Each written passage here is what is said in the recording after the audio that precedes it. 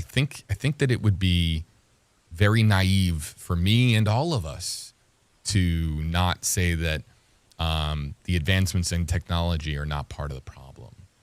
We have to look at it all. It's all has to be on the table, so to speak, as when we're evaluating what has happened and how we have gotten to this point. Technology is no doubt part of the conversation. I think that's what some people, including our last commenter, was what they were alluding to.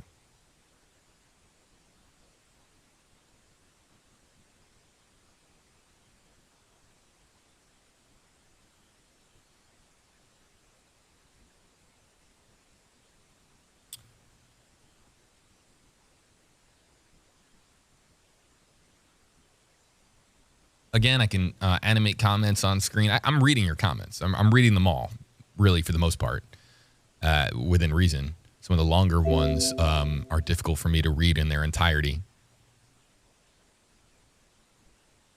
Michelle on Facebook Live, noting the address. And while I have not conducted that search, and I can't conduct that search here live on stream, it goes against policy here. But talking about some people are already doing their own digging at home and looking up the address of where the SWAT activity was and pointing to a certain person that might match the description of what we've been talking about all day as far as the shooter in this case. And while I understand that that is something that I physically can do, I am not allowed to go based off of that information based on a third-party search like that. And while I understand that there are going to be people who are, we have to, in the world of broadcasting, we have to follow certain rules, very, very important rules, to make sure that we vet the information appropriately when it comes to the release of that information to the mass public. And so I understand that when it's an individual at home, you can just Google away and search away and use any app that you want to find out who lived in that house, who matches the description of what we're talking about. And I understand that that narrative is that's already something that has been happening for hours now.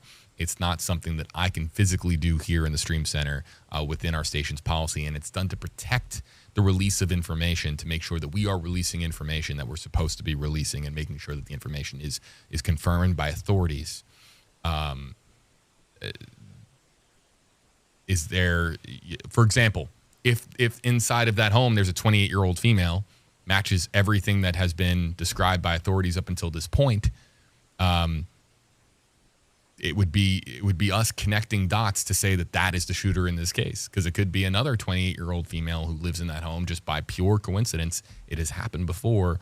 I'm not going to make that mistake. But I appreciate people who are pointing out to me that those conversations are taking place. We are going to go based off the information that we have from verified, credible sources, and that begins with law enforcement.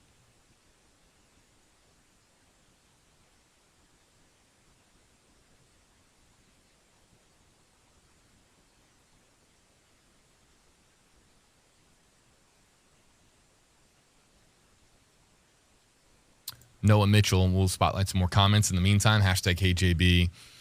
This is so sad. Why do we continue to let this be a problem?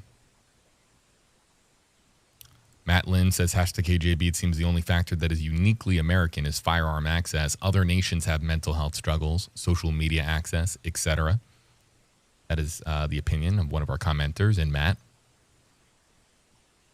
And you guys can respond to commenters and say that you agree with it. You agree with Matt. You agree with others. This is just an opportunity and a platform to give you guys a voice here in our comment section.